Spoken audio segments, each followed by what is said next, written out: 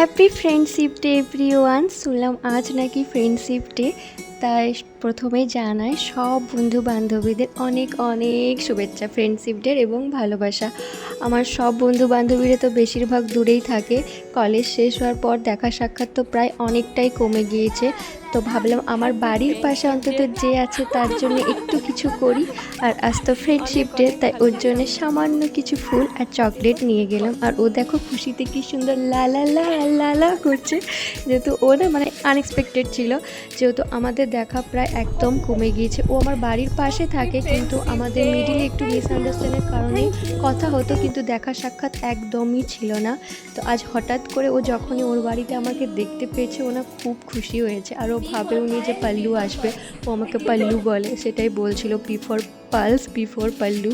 তো আমার খুব ভালো লেগেছে। জানি এটা একদম সামান্য, খুবই সামান্য 1 টাকার চকলেট আর রাস্তার ধারে ফুল, কিন্তু এটা বড় নয়। বড় হচ্ছে আমি ওর জন্য ভালোবেসে নিয়ে গেছি, আর সেটাও ভালোবেসে গ্রহণ করেছে। এটাই আমার কাছে অনেক ভালোবাসার জিনিস। আর সব বন্ধুত্ব অটুট থাকুক, ভালো থাকুক, এটাই চাওয়া। তোমরাও সকলে ভালো থেকো, সুস্থ থেকো। দেখা হবে অন্য কোনো সুন্দর ব্লগে। আজকের ব্লগটা এই পর্যন্তই। আমার আরও একবার সব বন্ধু বান্ধবীদের জন্য অনেক অনেক ভালোবাসা।